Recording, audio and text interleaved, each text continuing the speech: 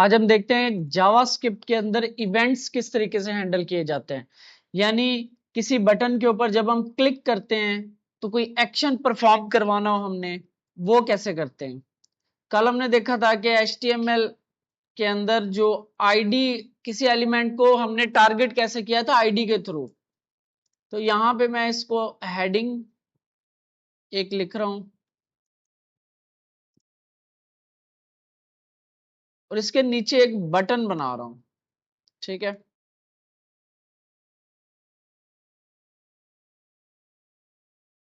और इसको आईडी दे रहा हूं मैं BTN। ठीक हो गया। तो ये हमारे पास एक बटन और एक हेडिंग आ गई।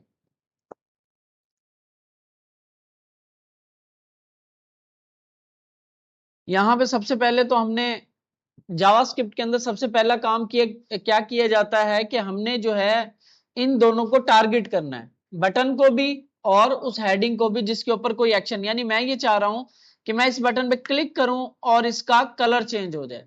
कल हमने देखा था डायरेक्ट हम इसको एक्सेस कर रहे थे, जैसे कि let heading is equal to क्या आएगा, document dot get element by ID. तो इसकी आईडी है हेडिंग, और यहां पे हम क्या कर रहे थे, heading dot style dot colour red. तो ये क्योंकि जावास्क्रिप्ट लाइन बाय लाइन चलता है, जैसे ही इस लाइन पे आता है तो इसका कलर चेंज कर देता है। ठीक है, हमने ये काम एक बटन के थ्रू करना है, यानी हमने इस बटन को प्रेस करना है तब हमने इसका कलर चेंज करना है। यानी जो काम हमने डायरेक्ट किया था ये एक फंक्शन के अंदर करना है। अब हमने इस BTN को भी टारगेट करते हैं, document dot get element by ID, और इसका है BTN। यहां पे आपने क्या करना है, BTN। अब हमने एक्शन किस पे परफॉर्म करवाना है, बटन के प्रेस होने पे, बटन के क्लिक होने पे। ठीक है, तो ये BTN डॉट यहां पे करना है ऐड इवेंट लिसनर। एक प्रॉपर्टी होती है इसकी, ऐड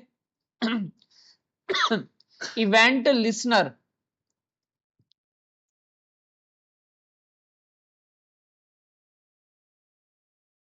इसमें आपने इस तरीके से समझ लो कि जैसे हमारे घरों के बाहर एक बेल लगी होती है। ठीक है, जब कोई उस बेल को प्रेस करता है तो अंदर से हम लोग उसे रिस्पॉन्स करते हैं, कोई जवाब देते हैं। ठीक है, तो इसी तरह की एग्जांपल आप समझो। ये हम क्या कर रहे हैं, इसके ऊपर एक इवेंट लिसनर लगा रहे हैं कि भाई जो भी बंदा, ऐड इवेंट लिसनर हम लगा रहे हैं। क्या ये एक मेथड है, इसकी दो आर्ग्यूमेंट लेता है। एक लेता है इवेंट का नाम, कि कौन सा इवेंट इसमें फायर करवाना चाह रहे हो। यानी कोई बंदा बेल एक दफा दबाए या बंदा दो दफा दबाए। ठीक है, एक दफा क्लिक हो या दो दफा क्लिक हो या माउस ऊपर आ जाए, किस तरीके से आप इवेंट फायर करवाना चाह रहे हो। मैं इधर कहता हूं इसमें हम क्लिक का इवेंट फायर करवाना चाह रहे हैं। यानी इस बटन के ऊपर जो बंदा क्लिक करेगा तब हम ये कोड चलाएं।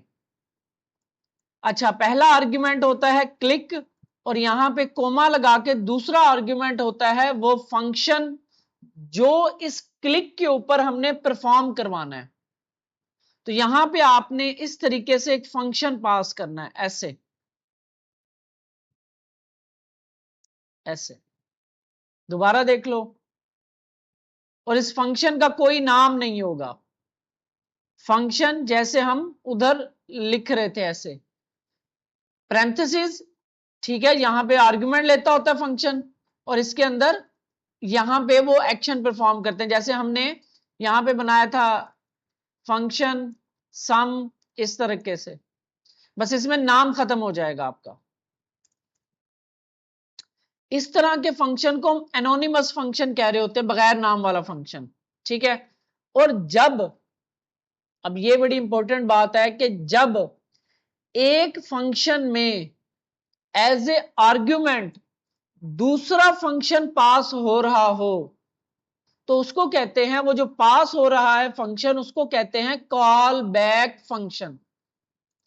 यानी ये हमारा फंक्शन है ना, एड इवेंट लिसनर, आगे पैरेंथेसिस लगी हुई है, इस फंक्शन को हम कॉल कर रहे हैं। ठीक है, इसको कॉल करते वक्त हम इसमें दो चीजें पास कर रहे हैं। जैसे हमने एक सम का फंक्शन बनाया था, 2 और 3 जमा करते थे, n1 n2 पैरामीटर लिए थे, और जब डाटा पास कर रहे होते उस टाइम उसको कह रहे होते आर्ग्यूमेंट। तो यहां पे 2 आर्ग्यूमेंट पास हो रहे हैं, क्लिक और फंक्शन। तो ये जो फंक्शन इसके अंदर पास हो रहा है ना, फंक्शन के अंदर एक और फंक्शन, इसको हम कहते हैं कॉल बैक फंक्शन। कौन सा फंक्शन? यानी कि जब कोई बंदा इस बटन पे क्लिक करेगा तो ये फंक्शन चलेगा। ठीक है, इस फंक्शन के अंदर अब आपने सारा काम करना है। फर्ज करो मैं यहां पे अलर्ट लिख देता हूं और यहां पे टेक्स्ट लिखता हूं बटन क्लिक, और फिर क्या क्या वापस देगा? ये एक्शन, यही है एक्शन। ये एक्शन चलेगा, बटन के ऊपर क्लिक करेंगे तो ये फंक्शन परफॉर्म होगा, इसमें रिटर्न कुछ नहीं है, इसमें रिटर्न कुछ नहीं है।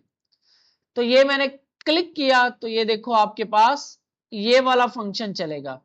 अब इस फंक्शन में आप जो मर्जी कुछ कर लो, इसके क्लिक होने पे इस फंक्शन के अंदर आप जो मर्जी कुछ कर लो। ठीक है, ये ऐसे ही है, हमने फर्ज करो एक हमने चौकीदार बिठा दिया अपने गेट के ऊपर और बाहर बेल लगी हुई है, कोई बंदा बटन के ऊपर बेल के ऊपर क्लिक करता है तो ये फंक्शन चलता है। ठीक है, इस फंक्शन के अंदर अब हम वो वाला काम करेंगे, हेडिंग को कलर चेंज करने वाला। हेडिंग ऊपर टारगेट कर ली, डॉट कलर चेंज करना मैंने, style dot colour is equal to red. Save करते हैं। अब देखो ये खुद से नहीं चला क्योंकि फंक्शन खुद से नहीं चलता, उसको चलाना पड़ता है। ठीक है, कॉल करना पड़ता है। यहां पे स्पेशल चीज ये है कि यहां पे जो कॉल हो रहा है ना फंक्शन, वो इस बटन के क्लिक के ऊपर कॉल हो रहा है। इस प्रॉपर्टी का ये काम है, वो इस बटन के ऊपर लग गई। ठीक है, हमने बेल लगा दी इस तरीके से, एड इवेंट लिसनर, ये वो बेल की फिटिंग कर दी हमने, और हमने कहा कि जो बंदा भी इस पर क्लिक करेगा, ये एक बंदा बैठा हुआ है, इसने जाकर रिस्पॉन्स करना उसको, बस इस तरीके से आपका सारा एड इवेंट लिसनर्स जो होते हैं वो ये लगते हैं। अब ये जो इवेंट लिसनर्स है ना, ये जो क्लिक है, यहां पे आपको और बहुत सारे ऑप्शन मिलते हैं। मैं खत्म करता हूं, कंट्रोल प्रेस करता हूं स्पेस बार, तो यहां पे आपके पास डबल क्लिक भी मिलता है। सेव करते हैं, अब मैं क्लिक कर रहा हूं, नहीं चल रहा, अब डबल क्लिक पे चलेगा। ठीक है, इसी तरह आपको माउस माउस एंटर का मिलेगा। सेव करते हैं, अब जैसे ही माउस मेरा इस बटन के ऊपर जाएगा कलर चेंज हो जाएगा। इसी तरह आपके पास होता है माउस लीव का। सेव करते हैं, अब मैं ऊपर गया कोई कलर चेंज, अब जब यहां से नीचे आऊंगा तब कलर चेंज हो, नीचे से मुराद बाहर जाऊंगा इससे। लीव यानी इस बटन के ऊपर माउस आने के बाद जब लीव करे तब ये फंक्शन चले। इस तरह आपके पास काफी इसमें ऑप्शंस हैं, कैन प्ले, क्लिक, और ये कुछ टेक्निकल्स हैं। ड्रैग करे कोई इसके ऊपर, ड्रैग लीव हो, ड्रॉप करे, ये जो ड्रैग एंड ड्रॉप वाला काम होता है, ये वो चीजें हैं। फोकस हो कोई इसमें। ठीक है, कुछ हैं जो स्पेशल की प्रेस भी हो, अभी हम की वाला भी देखेंगे, की डाउन, अभी क्योंकि ये इनपुट नहीं है, और ये किसी पे भी लग सकता है। अच्छा, मैं यहाँ पे क्लिक वाला लगाता हूँ दोबारा, और ये किसी पे भी लग सकता है, मैं हेडिंग के ऊपर ही लगा देता हूं, और heading dot add event listener, क्या जब इस पे क्लिक हो तो फंक्शन चले। ठीक है, ऐसे पहले लिख लेना फंक्शन पूरा, फिर इसके अंदर आना है, और इसी हेडिंग का डॉट स्टाइल डॉट कलर जो है वो ग्रीन हो जाए। अब इस पे क्लिक करने से रेड हो रहा है, और इसके ऊपर ही अगर मैं क्लिक कर दूं तो ग्रीन हो जाए, किसी पे भी लग सकता है ये। ठीक है, ऐड इवेंट लिसनर किसी भी एलिमेंट पे लग सकता है।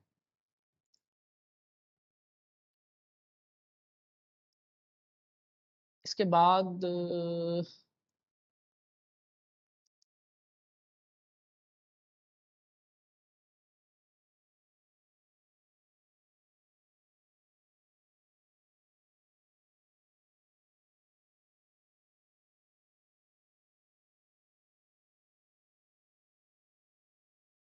ठीक है, डॉम हम इसका कुछ भी चेंज कर सकते हैं, लाइक जैसे कि अभी हम यहाँ पे इसकी चेंजेस करते हैं, कुछ और इसको मजीद एडवांस करते हैं।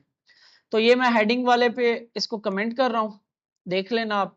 तो इस बटन के ऊपर मैंने इसको लगा दिया, ठीक है, इस पे क्लिक करने से इसका कलर चेंज है। अब मैं ये चाह रहा हूं थोड़ा सा इसे एडवांस करते हैं, अब कैलकुलेटर बनाते हैं। इस एग्जाम्पल को मैं साइड पे रखता हूं, कॉपी कर लेता हूं इसको, एक नई बनाता हूं डॉक्यूमेंट। मैं दो इनपुट लूंगा, ठीक है, और उन दो इनपुट को जमा करके मैं उसका रिजल्ट दिखाऊंगा। इनपुट से डाटा कैसे लेना है ये पढ़ते हैं।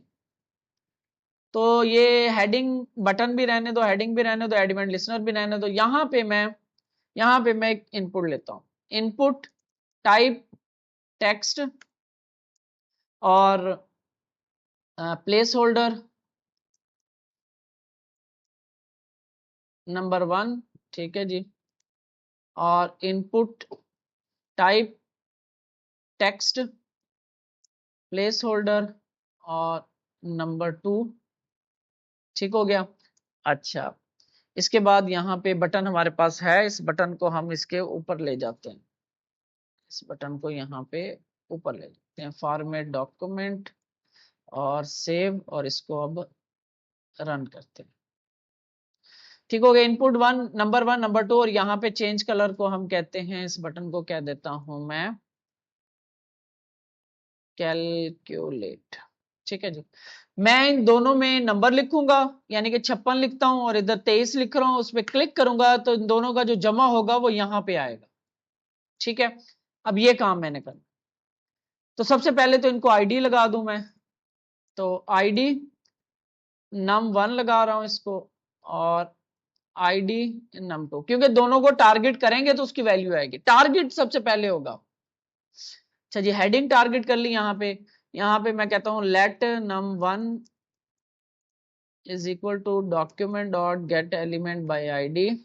तो num1 कॉपी पेस्ट कर लेता हूं मैं,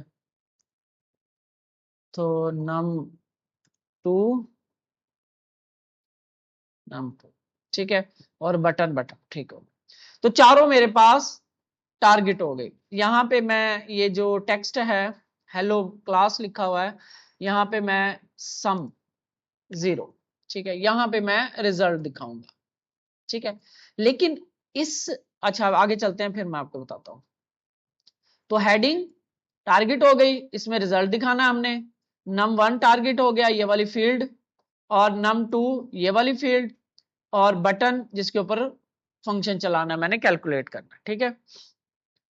तो यहां पे जब मैं क्लिक करूं, अब सारा काम इसके अंदर होगा, यानी यहां पे मैंने कुछ लिखा, इधर लिखा, और जब इसमें क्लिक हुआ तब सारा काम होगा, ठीक है। तो यहां पे आपने सबसे पहले तो num1 की वैल्यू लेनी है, कैसे, लेट एन वी, यानी कि num1 वैल्यू कह रहा हूं मैं इसको, ठीक है, इज इक्वल टू, तो हमने क्या करना होता है, num1 डॉट वैल्यू, वो जो वेरिएबल है ये डॉट वैल्यू, इनपुट की जब हमने कोई लेनी होगी तो हम कहेंगे वैल्यू। अगर हमने हेडिंग की या टेक्स्ट वाले पैराग्राफ वगैरह की इनर टेक्स्ट लेनी होगी तो हम इनर टेक्स्ट या इनर एचटीएमएल। इनपुट की जब हमने डाटा गेट करना होगा तो डॉट वैल्यू, ठीक है। अब ये इसके अंदर हम इसको करते हैं कंसोल लॉग कि NV1 में क्या है, NV1 नंबर 1 वैल्यू, तो मैं इस पे लिखता हूं 50, क्लिक किया तो ये देखो यहां पे मुझे इस NV1 में ये जो नंबर 1 जो डॉक्यूमेंट एलिमेंट टारगेट किया था उसकी मुझे वैल्यू मिल गई, उसकी मुझे वैल्यू मिल गई। लेकिन यहाँ पे प्रॉब्लम क्या है, अच्छा यहाँ पे एक और काम करते हैं, late nv2 is equal to, तो num2 डॉट वैल्यू, ठीक है। तो हम यहाँ पे इन दोनों को अब जमा करवाते हैं, ऐसे कर रहे थे ना हम, nv2 सेव करते हैं। तो यहाँ पे मैं लिखता हूँ 50 और यहाँ पे भी लिखता हूँ 50 और कैलकुलेट पर क्लिक करता हूं तो मेरे पास आ गया 50 50, दोनों जमा नहीं हुए। क्यों नहीं हुए, क्या वजह है? क्या होता है, जब भी जावास्क्रिप्ट के अंदर इनपुट से डाटा लिया जाता है ना, तो वो क्योंकि इनपुट टाइप टेक्स्ट है, अगर नंबर भी कर दे तब भी टेक्स्ट ही होती है, तो वो ये समझता है कि ये स्ट्रिंग वैल्यू आ रही है मेरे पास। इसकी आप टाइप ऑफ देखोगे, टाइप ऑफ nv1 या nv2, तो यहां पे मैं लिखता हूं, मैंने 33 लिखा तो टाइप ऑफ क्लिक किया, स्ट्रिंग आता है। तो अब हमें कुछ ऐसा करना है कि ये जो स्ट्रिंग है इसको नंबर में कन्वर्ट करना है, ठीक है। क्या करना है हमने, इस स्ट्रिंग को, हमें पता है कि इसमें हम 50 लिखेंगे, लेकिन वो उसको कैसे ले रहा है 50, जैसे हमने, याद हो आपको, ऐसे करके 50 लिख दिया था हमने, इस तरह ले रहा है, एज ए स्ट्रिंग ले रहा है। तो अब हमने यहां पे इसको कन्वर्ट करना है नंबर में, डाटा टाइप को, एक डाटा टाइप को दूसरी डाटा टाइप में कन्वर्ट करना है, एक डाटा टाइप को दूसरी डाटा टाइप में कन्वर्ट करना है। इसको कहते हैं टाइप कास्टिंग, टाइप कास्टिंग। मैं इनको यहीं पे करूंगा, टाइप कास्टिंग, यानी converting one data type into other, यानी एक डाटा टाइप को दूसरी डाटा टाइप में कन्वर्ट कर रहे हैं। यहां पे इसको कन्वर्ट करने के 3-4 तरीके हैं, ठीक है। तो मैं 2-3 तरीके, जो भी तरीके हैं मैं आपको बता देता हूं कि किस किस तरीकों से आप कन्वर्ट कर सकते हो। एक हमारे पास फंक्शन होता है पार्स फ्लोट का, एक होता है पार्स इंट का, ठीक है। इसके अंदर आप ये पास कर दो, क्या थी, एन num1 वैल्यू, ये जो आपने वैल्यू गेट की, फंक्शन होता है पार्स इंट, इसके अंदर पास कर दो आप।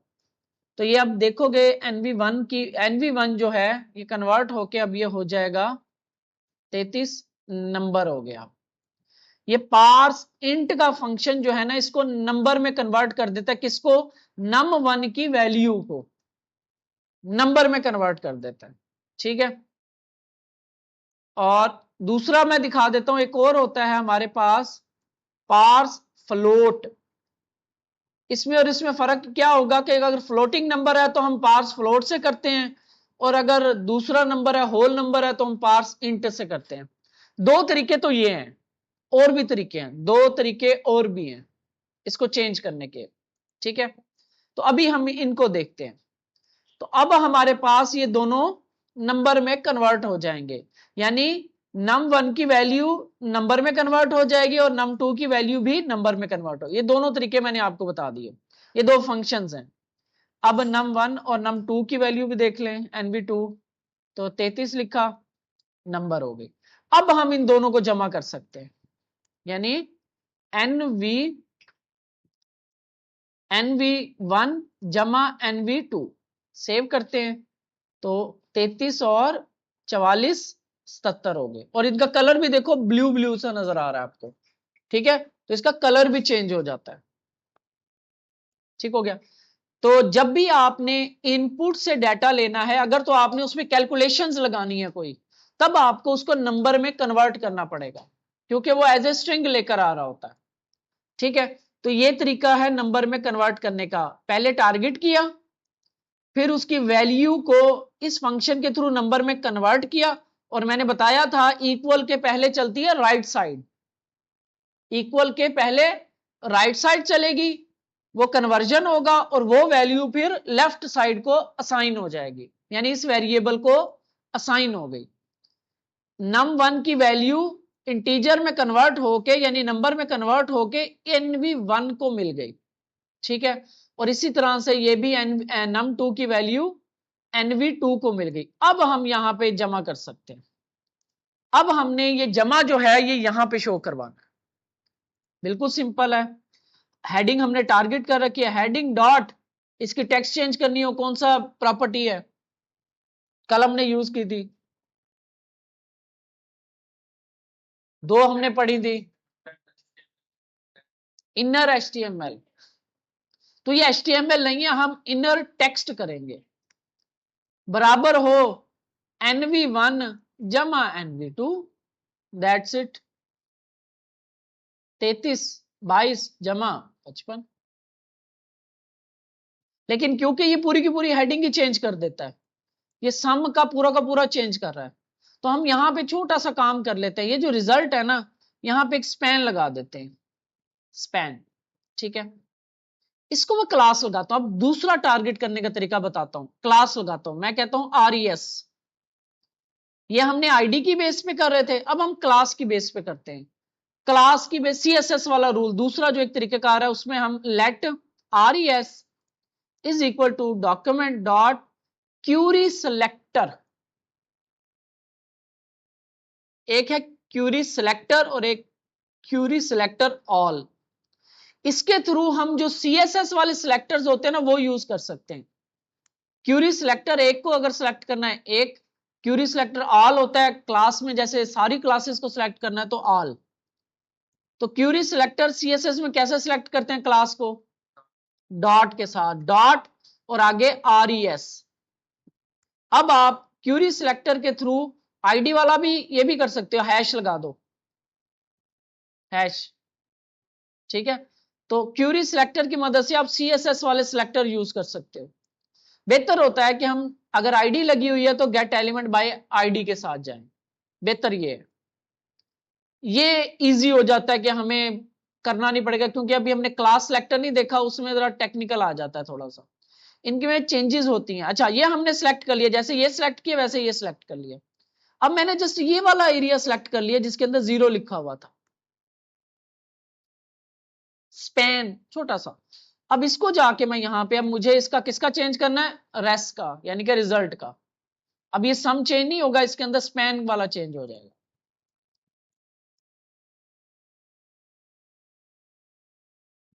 कलर चेंज करना चाहो आप, इसका कलर चेंज कर दो। फर्ज करो अभी मैं असाइनमेंट आपको मैं दूंगा, इस तरीके से आप इसमें कैलकुलेशंस कर सकते हो। अब आपके ऊपर है कि आप इसमें क्या से क्या कर सकते हो। अब यहां पे हम एक कंडीशन में लगा के दिखाता हूं, अगली कंडीशन आपने खुद लगानी है। मैं चाह रहा हूं कि जब ये जो सम है, अगर ये 80 से ऊपर जाती है, एम ही एक आपको कंडीशन लगा के दिखा रहा हूं, जस्ट 80 से ऊपर हो तो इसका कलर हो जाए ग्रीन, या 100 से ऊपर हो तो इसका कलर हो जाए ग्रीन, 100 से नीचे हो तो इसका कलर हो रेड। बस छोटी सी कंडीशन है। तो कैसे लगाऊंगा, पहले तो मैं ये जो जो दो जमा है ना, इनको एक वेरिएबल में स्टोर कर लूंगा, या sum इज इक्वल टू ये, यानी इन दोनों का जमा जो होगा वो इस वेरिएबल में स्टोर हो गया। अब यहां पे मैं कंडीशन लगाऊंगा, इफ सम ग्रेटर देन 100, तो क्या हो, अच्छा इसको मैं ऐसे करता, कंट्रोल Z, ये तो पता चल गया ना, रेस्ट डॉट इनर एक्ट, ये तो पता चल गया। यहां तक बात तो सेम है ना, यहां तक बात समझ आ रही है। सेव 33 और 50 83, ठीक है ना। पहले मैं डायरेक्ट कर रहा था, अब मैंने एक वेरिएबल में स्टोर करवा लिया, अगली लाइन में जाके उस वो वेरिएबल मैंने इनर टेक्स्ट को दे दी इसको। ठीक है, अब नीचे मैं कंडीशन लगाता हूं, change colour if some greater than 100, तो क्या करना है, रेस डॉट स्टाइल, क्या है, रेस डॉट स्टाइल। अब देख लो आपको सजेशन नहीं दे रहा वो, ये फर्क होता है गेट एलिमेंट बाय आईडी और क्यूरी सिलेक्टर वाली चीजों में। अब उसको वो समझ नहीं आ रही कि वो उसको सही तरीके से ऑब्जेक्ट नहीं बना पा रहा, लेकिन काम करेगा। Style dot colour is equal to gold कर देता हूं, एल्स कोई भी नंबर हो इससे छोटा तो rest dot style dot colour is equal to red. Else के स्पेलिंग गलत है, तो 3350 रेड और 556 गोल्ड, या ग्रीन कर दो, गोल्ड कर दो। इस तरह से आप कंडीशन लगा सकते हो। फंक्शन के अंदर कंडीशन, कंडीशन के अंदर लूप्स, जैसे मर्जी अंदर बाहर आप चीजें कर सकते हो। ये आपके लॉजिक के ऊपर है, करना क्या है आपने। वही टूल्स यूज हो रहे हैं, वही टूल्स, वही चीजें, वही लूप, वही कंडीशन, इसके अलावा और प्रोग्रामिंग है ही नहीं। यही चीजें, इसी से ही मिलके बड़ी बड़ी बड़ी बड़ी एप्लीकेशंस बनती हैं, इन्हीं इफ से मिलके लॉजिक बनते हैं, और कुछ भी नहीं है। ये अब आपके ऊपर दिमाग पे है कि आप इससे क्या क्या कर सकते हो। बाकी जो चीजें होती हैं वो सपोर्टिंग चीजें होती हैं, जैसे ये बटन पे क्लिक करवाने वाला काम अभी जावास्क्रिप्ट में आपको मिलेगा, किसी और लैंग्वेज में जाओगे उसमें और तरीका होगा, जैसे कि मोबाइल एप्लीकेशंस होती हैं इसका और तरीका होगा। लेकिन अगर उसमें लूप लगाना है तो यही तरीका होगा, कंडीशन लगानी है तो यही तरीका होगा, greater than less than check करना है तो यही तरीका होगा, और कोई तरीका नहीं है। जो इस तरह की चीजें हैं, क्योंकि ये वेब के अंदर काम करते हो तो इसका अपना थोड़ा सा चेंजेस है, लेकिन लूप, कंडीशन और ये चीजें सारी ऐसे चलेंगी। ठीक है, तो ये आप छोटा सा हमने कैलकुलेटर बना लिया। अब आपने क्या करना है, पहले तो इसकी प्रैक्टिस करनी है। ठीक हो गया, इसकी प्रैक्टिस करनी है आपने। यहां पे इसके बाद एक थर्ड सिलेक्ट करना है, थर्ड ऑप्शन डालना है। क्या डालना है, ड्रॉप डाउन। मैं आपको डाल के दिखा देता हूं, उसको करना आपने है सेलेक्ट आईडी ऑपरेशन, यानी मैं यहां पे कहूंगा प्लस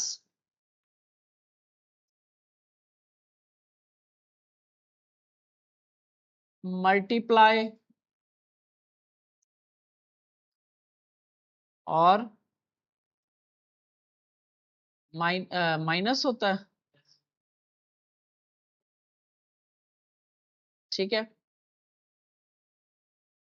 ये बंदा यहां पे लिखेगा 50, यहां पे लिखेगा 40, तो यहां से सिलेक्ट करेगा प्लस करना है, मल्टीप्लाई करना है, माइनस करना है, माइनस हो गया, माइनस करना है। तो जो ऑप्शन यहां पे सिलेक्टेड होगा उसकी बेस पे ऑपरेशन परफॉर्म होगा और यहां पे रिजल्ट आएगा। समझ आई बात की। ये भी सारा कंडीशन से काम होगा, और इसकी वैल्यू गेट करने के लिए मैंने इधर आईडी लगा दी, इसको आप टारगेट करोगे इधर। ठीक है, और इसकी वैल्यू गेट करने के लिए कि इसके अंदर प्लस आया, उसने मल्टीप्लाई सेलेक्ट किया, उसने माइनस सेलेक्ट किया, गेट डॉट वैल्यू, वही जो इधर आप उसका नाम रखोगे, इसका gate element by ID operation, जो आपने इधर नाम रखा होगा वेरिएबल का, डॉट वैल्यू करोगे। उसको कन्वर्ट नहीं करना नंबर में, क्योंकि स्ट्रिंग आ रही होगी। फिर उसकी बेस पे आपने यहां पे कंडीशन लगाना है कि इफ जो इसकी वैल्यू है, डॉट वैल्यू जो भी आएगी इज इक्वल टू होती है प्लस के, तो इट मींस कि ये जमा वाला काम होगा। एल्स इफ माइनस होती है तो इट मींस के माइनस वाला ऑपरेशन होगा। एल्स इफ मल्टीप्लाई होती है तो इट मींस के मल्टीप्लाई होंगे ये चीजें। फिर जो भी रिजल्ट आएगा वो वेरिएबल में स्टोर होता रहेगा, और एंड पे जाके वो वेरिएबल जो है इसको असाइन हो जाएगी। इफ एल्स के बाद एंड पे, इसके बाहर नहीं जाना, इस चीज के बाहर नहीं जाना हमने, ये जो है इसके बाहर नहीं जाना, इसके अंदर ही काम करना है। ठीक है, ये मैंने आपको बता भी दिया कि कैसे कंडीशन लगती है। अब पहले आप इसी की प्रैक्टिस करोगे, इसको इग्नोर करके जो मैंने काम किया इसकी प्रैक्टिस करोगे। एड इवेंट लिस्नर लगाओ, कलर चेंज करो, एलिमेंट को डिलीट करो, उसके अंदर कोई टेक्स्ट चेंज करो, फिर ये इनपुट वाला ऑपरेशंस करने हैं आपने। चलें।